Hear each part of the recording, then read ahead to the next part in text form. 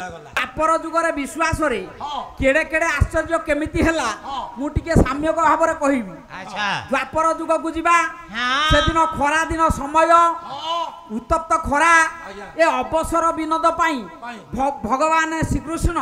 द्वारावती कटक रे पोसा खेल रे टिके निमज्जित होइछंती। अष्ट पाटवंशी माने अछंती। ए उकुणी ए सत्य बाबा परिस्था खेल जानछ कि नहीं? ए पोसा खेल परिस्था नु ए काठी गडा हेलो गिडी गिडी गिडी गिडी ए सैटा हेलो शब्द लो ए छतिया हेलो देवदान पहिला लो पोसा खेलिबो पछरे पदुटा छांदना छांद रहइबो देखिबे किए खरा दिन समय छांद पदे के लिखिबे कवि हेले दिन कृष्ण दास बही हेला रस कल्लळ। अरे सारे केते जानि रे छांद पदे कोन कहिले कले क्रमे मधुशेष होंते ए हुअन्ते प्रवेश कोइला ग्रीष्म समय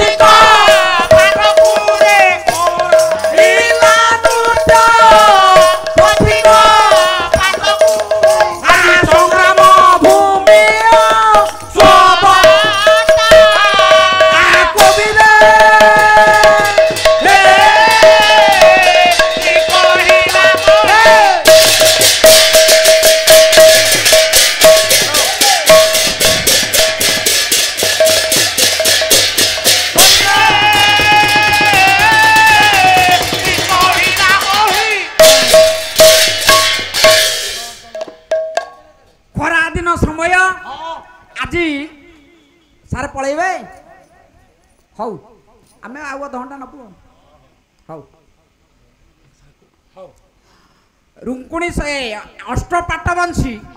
पोसा खेल चली 8 जन पाटवंशी किए जानिच आमे जानि जानि ना 8 जन पाटवंशी से भल संभाली कि थेले किए भागवत चंदन नायक हौ जा हौ सारे चंदन नायक खुशी है पाजी बोल हौ हौ महाशंकर प्रभु सत्यनारायण चलापथ कुसुमित करंतु हरिभाव दियंतु बोल सर्वानंद एक बार हरि हरि बोल। 8 जन पाटवंशी कले रुक्मिणी सत्य भामा सती ये साधु जने भद्रा काळंदी जांबवती साधु जने भद्रा काळे जांबवती साधु जने भद्रा काळंदी जांबवती साधु जने आउ लक्षणा पुणी मित बिंदा साधु जने हे अष्ट कृष्ण रको मोदा साधु जने 8 जन पाटवंशी गोटा पटे भगवान कृष्ण गोटा पटे पोसा खेल चली। अच्छा पोसा खेल तले चली ये भगवान कृष्ण टिके अन्यमनस्क हो गले अन्यमनस्क हो गले आज नारी माने रानी माने चिंता कले कले भगवान आज कहीं ये आम स्वामी कहीं अन्यमनस्क हेले ए हेलो हाँ ए छतिया ए उकुणी हाँ ए छतिया सुनिलु आलो कोन कहउछु जे आलो सबुळे तो भलरे बसंती हाँ आज कोन खाली नो माइंडी हो कहीं कहीं अन्यमनस्क हेले आलो आउ आज्ञा नारी मानकर स्वभाव हला संदेह संदेह तो पाप ए पुओ मते कथा मने पइला कोन आज्ञा हां ସମସ୍ତିଙ୍କ ଘରେ ନାରୀ ଅଛନ୍ତି ଆମ ଘରେ ମା ମାନେ ଅଛନ୍ତି କିନ୍ତୁ ଆଜ୍ଞା ନିରାଟ ସତ୍ୟ ମନୁ ସଂହିତା କହିଲେ ପ୍ରତ୍ୟେକ ନାରୀଙ୍କର 8ଟା ମହାଦୋଷ ଅଛି ନାରୀଙ୍କର ଦୋଷ ତମ ସ୍ତ୍ରୀଙ୍କ ଠେଇ 8ଟା ସାରେ ଆଙ୍କ ସ୍ତ୍ରୀଙ୍କର 8ଟା ମଉସା ତାଙ୍କ ସ୍ତ୍ରୀଙ୍କର 8ଟା ମହାଦୋଷ ମଉସା ହଁ ତମ ମାଉସୀ ଠେଇ 8 ଦୋଷ ଅଛି ଆଜି ମନେ ରଖ ସାନ ବୋହୂକୁ ଗଲେ କହିବ ମୁଁ ଜାଣିନି ପର୍ଯ୍ୟନ୍ତ ଶୁଣ 8ଟା ମହାଦୋଷରେ ନାରୀ ତିଆରି କହିଲ କହିବି କହୁନା ଗାଇବି ହଁ ହଁ କହୁନା ଗୋଟା ନୂଆ ସ୍ୱର ଇଏ କାଳୁ ବାବୁ ହଁ ହେଇଟି ଘୁମାନି 8ଟା ମହାଦୋଷ ଇଏ ସ୍ୱରଟି ହେଲା ଗାହାଣୀ ସ୍ୱର ପତେ କେତେ ଭିଡ଼ ହଉଛି ଦେଖିବାକୁ ନା ତମେ ପାଳି ଧରନିଅ ଗଞ୍ଜାମ ତମେ ଖାଲି ଲକ୍ଷ୍ୟ କର ଗାହାଣୀ ସ୍ୱର ପଦୁଟା ଆଜି ପଡୁଛି ଦେଖିଆ କେମିତି ହଉଛି 8ଟା ମହାଦୋଷ କଣ କହିଲେ କଣ? କହିଲେ ପ୍ରଥମ ମହାଦୋଷ ଯେ 8ଟା ମହାଦୋଷ ନାରୀଙ୍କର କହିଲେ ପ୍ରଥମ ମହାଦୋଷ ଯେ ଇଏ ମିଥ୍ୟାବାଦୀନି ଦ୍ୱିତୀୟ ମହାଦୋଷ ବିଶ୍ୱାସଘାତିନି ତୃତୀୟ ମହାଦୋଷ ଟଇ ଛଳନା ଚତୁର୍ଥ ମହାଦୋଷ ହଟେ ପ୍ରତାରଣା ଆଉ ପଞ୍ଚମ ମହାଦୋଷ ଯେ ଅତି ସାହସ ଅତି ଲୋଭ ଟଇ ଷଷ୍ଠ ମହାଦୋଷ ସପ୍ତମ ମହାଦୋଷ ନାରୀ ସ୍ୱାର୍ଥପର ଆଉ ଅଷ୍ଟମେ କୁଟିଳ ମନା ଏହି ପ୍ରକାର ଏହି ଉପାଦାନେ ନାରୀ ହୋଇଛି ଗଢ଼ା ତଥାପି ସଂସାରକୁ ନାରୀ ଲୋଡ଼ା ଜଣା ବୋଲି ୟାଙ୍କୁ କେବେ ପିଇବ ନାହିଁ ଆଉ ପାଣି ବୋଲି ଫିଙ୍ଗି ଦେଲେ ଅଡୁଆ ହୋଇ ପିଇଲେ ଅଡୁଆ ଫିଙ୍ଗି ଦେଲେ ଅଡୁଆ ନାରୀ ବିଚିତ୍ରତା ଯାହା କହୁଛି ତାହା 8ଟା ମହାଦୋଷ ଗଣ କଣ କଣ ସାରେ କହିଲେ ପ୍ରଥମ ମହାଦୋଷ ଯେ ମିଥ୍ୟାବାଦିନୀ ମିଥ୍ୟାବାଦିନୀ ଦ୍ୱିତୀୟ ମହାଦୋଷ ବିଶ୍ୱାସଘାତିନୀ 2 ତୃତୀୟ ମହାଦୋଷ ଛଳନା ଛଳନା ଚତୁର୍ଥ ମହାଦୋଷ ପ୍ରତାରଣା ପ୍ରତାରଣା ପଞ୍ଚମ ମହାଦୋଷ ଅତି ସାହସ ସାହସ ଅତି ଲୋଭ ଅଟଇ ଷଷ୍ଠ ମହାଦୋଷ ଷଷ୍ଠ ସପ୍ତମ ମହାଦୋଷ ନାରୀ ସ୍ୱାର୍ଥପର ସ୍ୱାର୍ଥପର ଅଷ୍ଟମେ କୁଟିଳ ମନା ଏହି ପ୍ରକାର 8ଟା ଦୋଷ ଇଏ ରାଣୀ ମାନଙ୍କ ଠେଇ ଅଛି ଅଛି ଏ ନାରୀ ମାନଙ୍କ ଠେଇ ଅଛି ଅଛି ଇଏ ନାରୀ ମାନଙ୍କ ଭିତରେ ଅଛି ଇଏ ଆଜି ସନ୍ଦେହ କରିବାର କାରଣ ଇଏ କଳି ପ୍ରବେଶ କରିଛି देख रे कली प्रवेश कले कौन हम कले नारी माने उग्र हेबे ये पुरुष को हत मान्य करिवे जाई फूल जाई पर पुरुषे मानिबे जाई फूल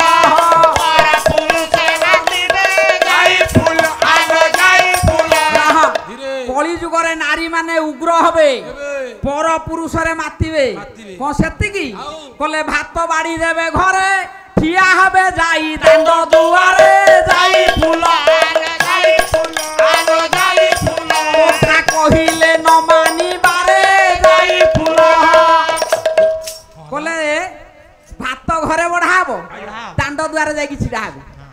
হউছি না নাই হউছি হউছি হ্যাঁ সে কাই দিবাকু যাইছ নাইলো হ্যাঁ सरपंच साइके आइथिले हाँ हाँ से देखिए विधवा भत्ता टिके मके बोली से होइथि आइ कत में बंची थाउ थाउ आउ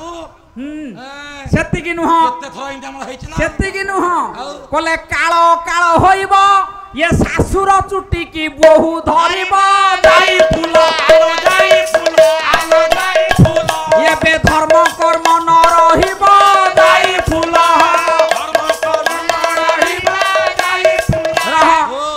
ये सब कली प्रवेश हब नारी माने उग्र भाव बाहरिले छिड़ा हले चिंता कले कले काई ये होउछंती अन्य मनस्क जानिच जने सखी छिड़ा हला रानी जने छिड़ा हला कहिला कोन कहिला कले की कहिबी सखीलो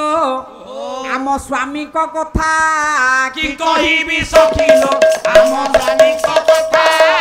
की कहिबी सखीलो ये तंकोरी भावना लागी बारू एबे तंकोरी भावना लागी बारू एबे ये मनरे घारिछि अनेक व्यथा की कहिबी सखीलो आम स्वामी को कथा की कहिबी सखीलो कले ये कोन कले गोप ଗୋପପୁର ଯୋଉ ଛାଡିକି ଆସିଲେ ହଁ ଗୋପାଳୁଣୀ ମାନଙ୍କ କଥା ମନେ ପଇଲା କଲେ ଇଏ କଲେ କଣ କଲେ ରଖିଥିଲେ ଅନେକ ନାରୀ ବିବାହ ହେଲେ 8ଟି ନାରୀ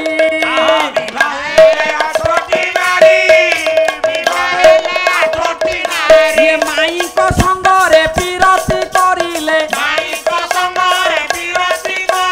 ମନରୁ ଯାଉନି ତାଙ୍କରି ଗାଥା କି କହିବି ସଲିଲ ଆମ ସ୍ୱାମୀଙ୍କ କଥା କି କହିବି ସଲିଲ କଲେ ସଖୀ ଇଏ ରାଧା କଥା ଗୋପୀ ମାନଙ୍କ କଥା ଚିନ୍ତା କରୁଛନ୍ତି ଆଚ୍ଛା ଆଚ୍ଛା ଆଉ ଟିକେ ସାମାଜିକ ସ୍ତରକୁ ଆସିବା ହଉ ହଉ କି ଆଗକୁ ଯିବା ହଉ ଚାଲୁ ହାଁ ହଉ ହଉ ହଉ ଠିକ ଅଛି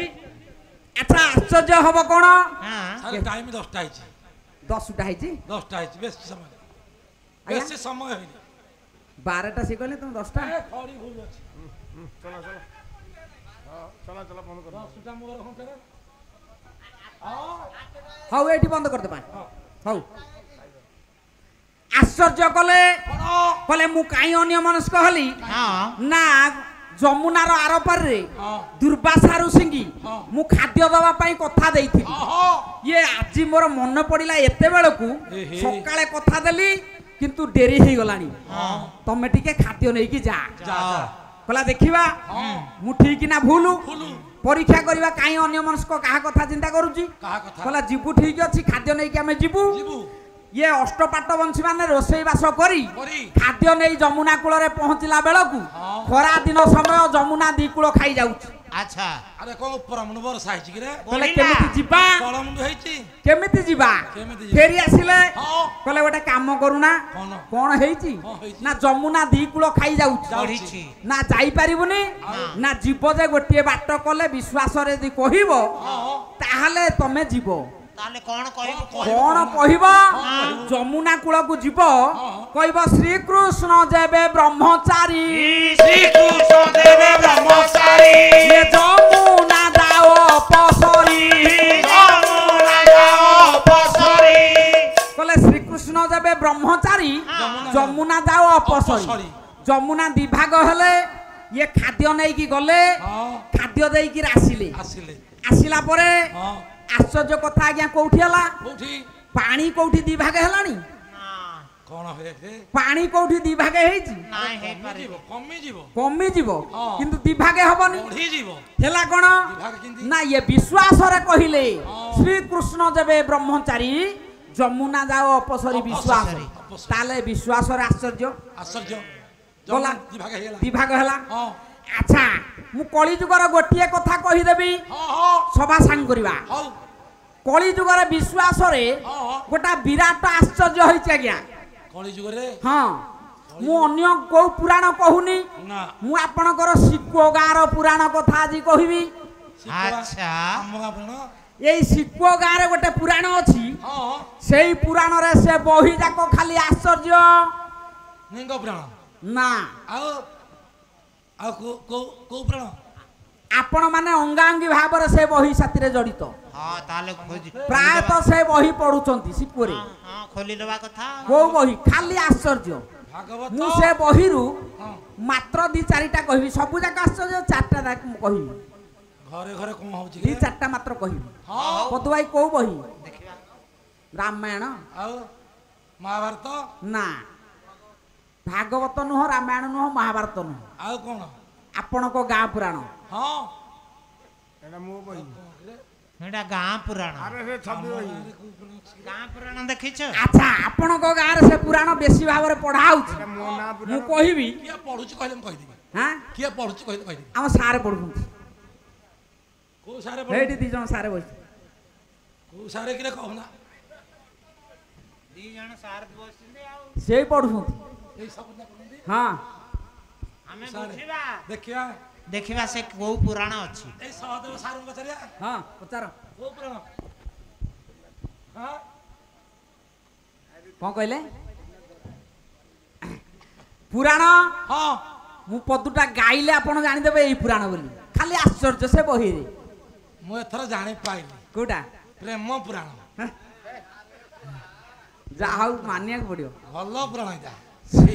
କରେକ୍ଟ ଶୁଣ ରାଇଟ ପଦୁଟା ଗାଉଛି ସମସ୍ତେ ପଢୁଛନ୍ତି ଏ ନାଇଁ ସେ ଗୋଳମାଳିଆ କନୁ ପଦୁଟା ଗାଇଲେ ଆପଣ ଜାଣିଦେବେ ସେ କୋଉ ପୁରାଣ ଖାଲି ଆଶ୍ଚର୍ଯ୍ୟ ବହିରେ ହଁ କୋଉଠାଇ କହିଲେ ପାଗଳା ଦିଜ ବୋଲି ଇଏ ତେଲି ଭାବିଲା ପାଗଳା ଦିଜ ବୋଲି ତେଲି ଭାବିଲା ଆହା ନଳକୁ ତଳ ମୁଖ କରି ମାପିଲା ହେ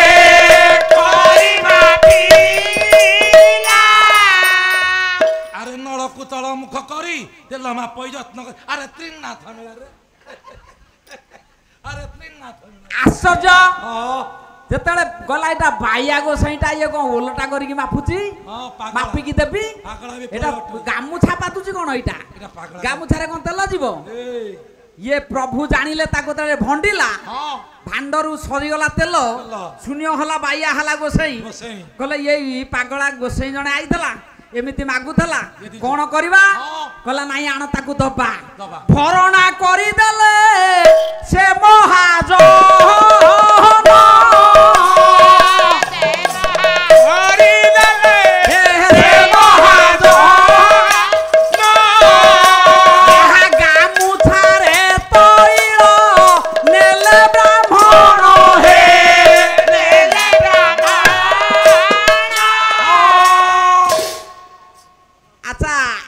ପଦୁଆଇ କାଲି ହଁ ଗାମୁଛାରେ ଯାଇକି ତେଲ ଆଣିପାରିବେ